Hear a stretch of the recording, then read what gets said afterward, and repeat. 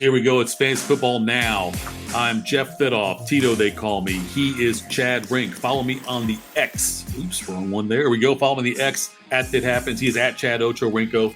We are we're on Fantasy Sports powered by DSP Media. You can go to the website, fantasysports.com, download the app for Apple and Android. You can have it on there. So with the on the go, we have all great live programming, great programming that shows up on there. You know, the Scott Hamilton show is a great one to have on there. Also, the Fighting Irish Blitz that my cousin Rob Fidoff does. It's really good as well. One of our more popular shows also. But so much great content though throughout the day. And also then go to the Fantasy Sports Facebook group, interact with the hosts and other fans as well. That's the spiel. Chad, how the hell are you, my friend, as we record this on a Wednesday night? I am doing around well. 10 o'clock. Yes, is a later one. Yeah, I am doing well. No issues. I actually have to go downtown into work tomorrow, but it's just an all-staff meeting, so we just sit at the Palace Theater for 2 hours. It's at the Palace Theater. Yeah, everyone's cool. there. Right. We have a big thing. They have the awards, and Yost speaks and stuff, so it's not bad. It's right. I don't do any work. It's just we got to be down there. So, it's weird how many injuries we've had in week one, and we're getting updates all the time on these things. Right before we went on the show, I saw the thing with Darren Waller where he says that he only had 3 catches, 36 yards in that blowout loss to Dallas, and on Sunday Night Football. And now he's saying that the reason they ended on IR last year was the same hamstring. He thinks it's a nerve issue that's causing this. He was a scheduled day off today for practice for him, but he's listed as day to day. But my God, this sounds like terrible news for Darren Waller, especially those kind of people who invested heavily in him in drafts for himself and other people. And I'm scared about this one. Yeah, anytime you have like a nerve issue, that's right. That's a little bit scary. And again, it kept them on the shelf a little bit last year. It's only week one. So yeah, I'd be worried as a Darren Waller owner. Also, just as a Giants fan, like they did not look good last week, and if you lose Waller, that's not going to help. So yeah, that's one to monitor. I wouldn't try to sell him yet, but I would probably, if you have Waller, I'd probably looking to get a backup tight end. If Hayden Hurst is out there, that's a good one to grab, right? Carolina tight end, that's a nice one to have if you can get him. That's somebody who I've targeted on some of the leagues I've been in and leagues I've been running, is that he seems to be out there a lot. And so that's one of the guys I've looked at. And then we also have what's the news with the Chargers? Yeah, so it's not like Eckler obviously got hurt last week, and it sounds like it's his ankle, but I haven't heard yet if it's a high ankle sprain or whatever, but he's still questionable, did not practice today. I would be surprised if he played this week. I think it's probably going to be a multi-week injury. If it's a high ankle sprain, I imagine they may even put him on the pup, because that's going to take a little bit of time. So that's one to wonder. I doubt he's going to play this week. So if you have Eckler, you need to make sure you get him out. Waivers already ran. I know Joshua Kelly was a big pickup. He was one of those guys that everyone's trying to grab, because I think he had like 91 yards rushing last week, which I believe is like a 10th of all his rushing yards in his career was just from that game. So, but he'll be the one in that backfield. I don't know. I don't think he's much of a receiving threat, but they'll give him probably 15 to 20 touches. The last time you and I did a podcast was Monday night, right? Yeah, Monday night we did it. It was during the Jets-Bills game. Rodgers had gone out with an injury. We never got official word yet, but there was rumors that maybe, it was the Achilles. Turns out to be the Achilles is out for the year now. They came back and they won that game actually on the overtime punt return for a touchdown. Zach Wilson, can you say Zach Wilson led team, I guess, gets the win against Buffalo. But look, they're going to ride with Zach for right now, I think. They're not going to get Brady. That's not going to happen, obviously. And they may try to trade for somebody eventually. They're going to give Zach Wilson a chance, though, in this offense again. But I see a lot of running by Breece Hall, who looked really good, and Dalvin Cook on this. For me, it really is going to affect Garrett Wilson's stats this season. Yeah, and I think, and I heard someone talk about it, and I had to agree with them. I think Zach Wilson may give them the best chance this year. Like you could go bring in Jacoby Brissett, you can maybe go get Kyler Murray, but they're going to learn the offense. He's been there, and this team is kind of reminding me of what the Rex Grossman led Bears team that made it to the Super Bowl, where you got a good run game, defense is elite. And if the quarterback can just not turn the ball over, they're going to win games. Yeah. I mean, that defense is so good. So, but it's concerning because I think Wilson, I don't see him maybe even being a top 24 receiver this year because I don't think this team's going to throw a ton unless Wilson just starts to look better. They may try to air it out, but I doubt it. The way Breece Hall looked and you got Dalvin Cook there with that defense, you're going to just try to, especially this week against Dallas, you're going to try to milk the clock, play to your strengths, field position. So, I as a Garrett Wilson owner in a couple leagues, it was just sad to see Aaron Rodgers go down because it will affect him this year. I mean, Garrett Wilson last year put up pretty good numbers with bad quarterback play. He didn't have Rodgers last year. He had inconsistent quarterback play last year. Zach Wilson part of that as well. So I think he can duplicate those numbers, but my disappointment is because we had such high expectations for him this year. Whereas he just duplicates his numbers from last year, it's like, my God, that's too bad. That's the way I look at it from this situation. But right. Tough game this week in Dallas against the Cowboys, and Micah Parsons probably licking his chops waiting to get to Zach Wilson there. And we'll see if the Jets can repeat their running game performance they had in that opening week win against the Bills. Okay, so waiver wires, you mentioned waivers already run. So let's talk about a couple people, what our expectations are as far as the ones that got picked up, some of the top waiver wire additions. I know your boy Nakua got picked up in a lot of leagues, right, from the Rams. And he had, 15 targets, 10 receptions in that first game.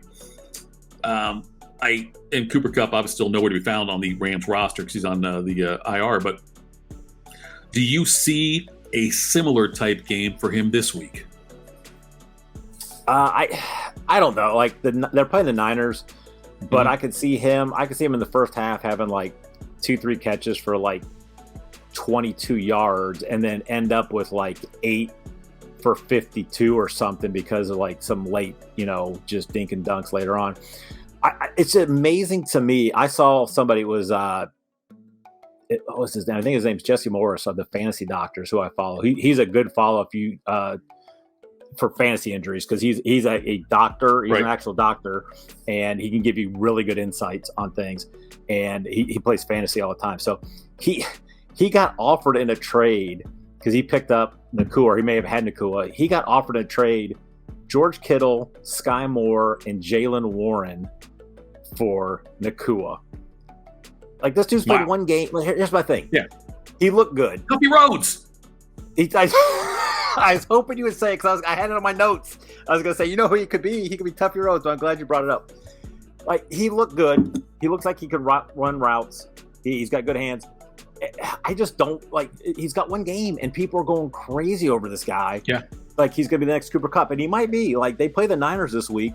So I don't know how good that Niners secondary is really going to be, but I don't know how much time. I don't think Stafford's going to get a ton of time, and I think they're really going to try to get Van Jefferson more involved. I think they'll probably run the ball more. So to have to give up a number one, because I think he was probably the number one guy going off the boards if you had the top pick on waivers, and then I'm sure people had to spend a lot if they really wanted him just on any kind of fab. So I just couldn't do that with a guy that's played one game, and he's a rookie.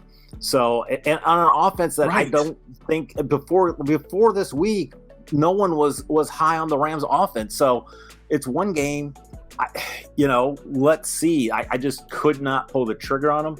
Could he have similar games? Yeah, because I think that's how they want to run that McVay offense, and I think he's the guy to do that, but I don't think he's going to get 15 targets a week. Yeah, I can't see it happening either. And you're right. It's a much different beast now facing the 49ers because, and I'm not, obviously being a Steelers fan, I know the Steelers' offensive line was ineffective. The 49ers dominated that game, but look, I don't think the Rams' offensive line is that much better, if better than Pittsburgh's anyway. And I think Stafford, older quarterback, he's going to struggle, I think. I think the whole Rams offense is going to struggle against San Francisco. So, I'm with you. I could not justify using a high waiver pick or fab money that you needed to have to get this guy. And I could be proven wrong on it, but it was like, it's one game. So, we talked about Kelly already, and he'll get the bulk of the carries for the Chargers. You would think, a bulk of the touches out there. He's a good one to get. The Baltimore running back situation. I think you and we talked about this a little on Monday. I think we differ on this still. You still say Gus Williams is the guy? Yeah, Gus Edwards. Yeah. Gus Edwards, God. Gus Williams is a basketball player from the board from the 1970s. Thank you very much. If he's available, pick him up. Grab him. Yep. Value he's pick. Great on the boards. So, I think Gus Edwards I think he's the safer play. I think you're right. Hill's going to be more in the passing game.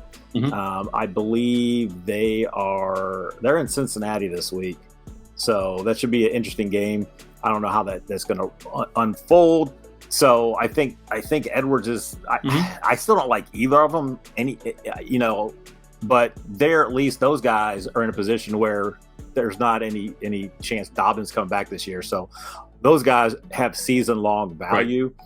I know Melvin Gordon's coming back, but I mean, I don't know what you can expect out of him at his age. He hasn't played much the last couple of years. So, I think that if you can get the right guy for the rest of this year for Baltimore, that would help, just because they've got the season-long value because Dobbins is done for the year. And they've also Kareem Hunt and Leonard Fournette's names have been thrown around as possibilities if the Ravens went out and signed somebody. With how much uncertainty there is about who's going to be the guy and how much they might rotate guys in and out, Chad, it would not surprise me one bit if the leading rusher for the Baltimore Ravens this year is again Lamar Jackson. Oh, yeah. I mean, I assume it would be, again, because Gus Edwards is not dynamic, but he at least averages over 5 yards a carry for his career. So it's more on that offensive line. You would think he'd get the goal line carries, but Hill had 2 touchdowns, and they were both, I think, in the 5. So that was interesting. So again, it might have been something where they weren't expecting it, so they threw Hill in. Now with a whole week of game planning, it's probably going to be a 50-50 split. Yeah, that's what I'm thinking too. Rashawn Johnson in Chicago. Is it just a matter of time before he gets a starting job?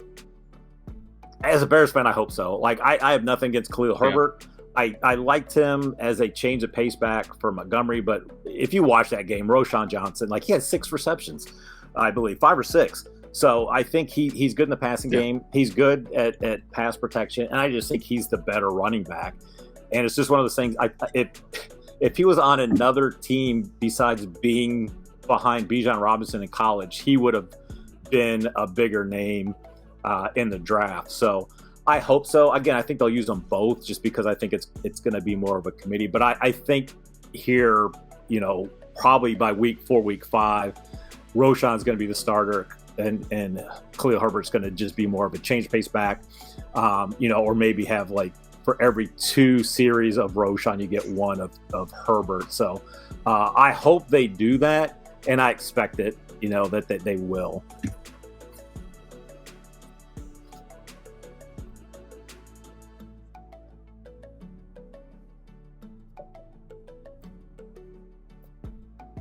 Yeah, I like Johnson this year. The rest of the year, I think Johnson's going to be the guy. He's somebody I targeted in a couple of leagues I was in. Went and grabbed him after waivers. He was still out there, so I went and grabbed him on those. We've got our Thursday night football game. And again, I'll be out of pocket. I might still be able to hop on for a podcast if we want to do one about rankings for the week before Sunday. We should probably do that. But I'll be out in beautiful Las Vegas. And if it's holds true as normally when I go to Vegas, I'll probably end up having a lot of downtime after the first couple of days because I'll be out of money. But so the Eagles and Vikings are playing in Philly on Thursday night. So looking at that game, and by the way, Kenneth Gainwell, who was the great I shouldn't say great. He was the lead dog. He was the one who got all that. We saw DeAndre Swift get one carry and one target, and now Kenneth Gainwell is not going to play on Thursday night because of a rib injury. I haven't heard on Rashad Penny yet, but is this the DeAndre Swift breakout week now for the Eagles? Yeah, I think the Eagles, knowing they had a Thursday night game week 2, I think that's why they scratched Penny to keep him healthy. Hey, listen, we'll go in with 2 backs, and we'll just bring in Penny for the Thursday night game, and then we just rotate through the 3 of them. Now with Gainwell out, I think Swift is going to have a bigger role. But I tell you, there's something about this that feels this is the Rashad Penny 143 2-touchdown game. It just has a weird feeling that it does, because I think all NFL coaches hate DeAndre Swift. But I think Swift, obviously, I think it's going to be I think it's going to be more of a split. But I tell you, if Penny comes out, looks good like he did those final games in Seattle a couple years ago, I think they'll just give it to him and they'll let Swift kind of be the receiving back. I think it should be a good game. I think it'd be a high-scoring game. So I think they'll both get played. But I have this weird feeling, and I kind of hope they do, because I'm playing my son in a league that I'm in with him and my 6-year-old, my 8-year-old son. He dropped Penny, and I picked him up, and I'm playing him against him just in hope that Penny goes off and stuff. But I think it's one of these weird ones. I think it's going to be a weird Rashad Penny big game. Well, it's I think it'll be a high-scoring game, too. I think it'll be a very entertaining game. The Vikings can certainly score. I know Philly's got a really good defense, but the Vikings can score. Justin Jefferson's unguardable. Jordan Addison scored in his first game of the season, first game of his career in the NFL for the Vikings. So I think that the Vikings will score some points. I think it'll be a lot of fantasy points scored in this one. But I feel like it's a Swift game. I feel it. But I think that he's going to play well.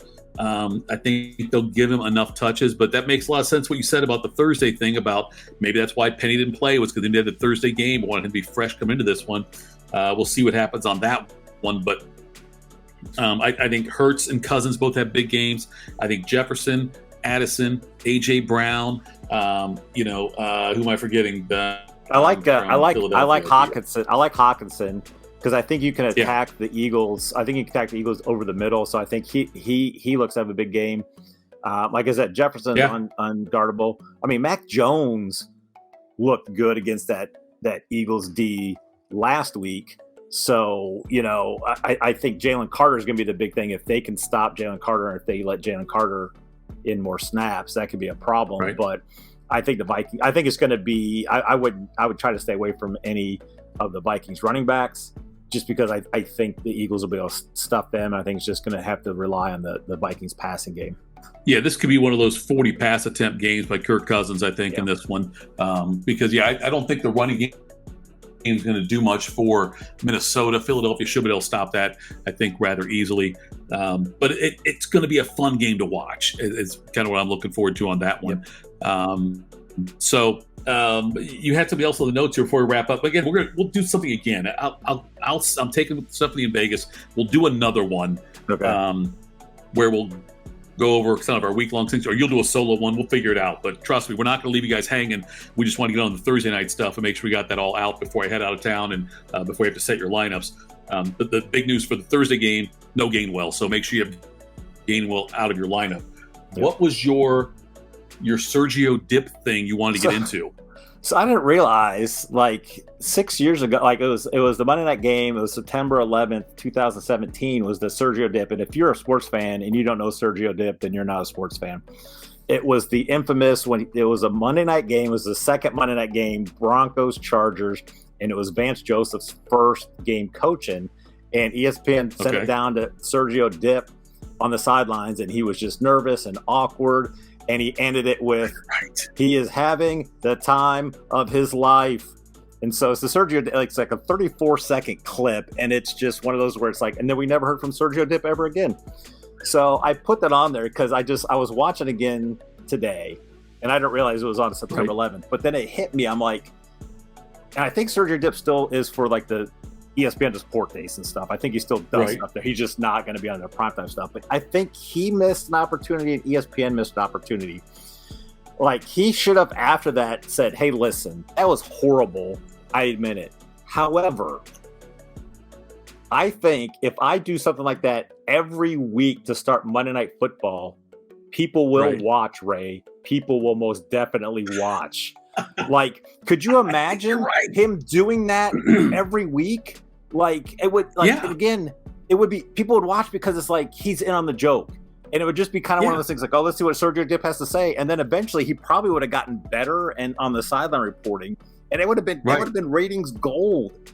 And I'm like, it would just been great. So I think he missed an opportunity. So here's the big takeaway from this is, kids, embrace your weirdness and try to make it a strength for you. In this day and age, man, it's, you can make money doing stupid stuff. There's people on TikTok that are ridiculous and they are making money. So go find that clip. Yeah, Sergio Dip. Go find that clip from 2017 on September 11th. Go for it. Who knows? Maybe even Tim, after listening to this, will add it into the show on it. But I keep adding work to Tim's plate. I'm good at that. There you go. But anyway, so that's it for our show. I know it's kind of a quicker one than usual, but again, go to fantasysports.com. The app, the Answering Sports app, is on Apple and Android. Download it, and there's all kinds of programming constantly getting cycled through on there you can listen to, including this show. Facebook group, Answering Sports, go to that, and you can listen. You can interact with the hosts of the various shows and also with other fans. But either Chad by himself or Chad and I together will certainly do another one before Sunday. I promise you that. There'll be injury updates. We'll also put out quick YouTube shorts and other things as well as stuff comes up. But Chad, best of luck to you. I think we're going head-to-head one of our leagues this week. I think so, yeah.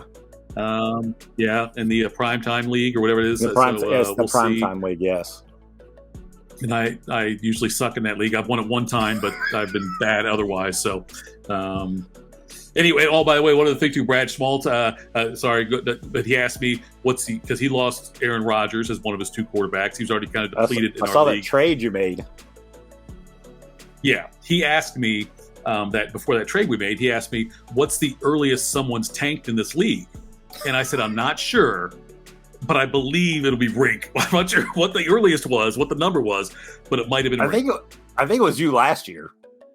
Could have been. Yeah, that's a great point. It could have been last year. Right. Yes. If not, it might be me this year. So right. We'll see. So, all right, Rink, thanks so much, brother. And like I said, people, we'll get back to you soon on this with stuff for week 2. As stuff develops, we'll talk about that with the news and notes and lineup stuff. And Chad, thanks for the time, brother. We'll talk soon.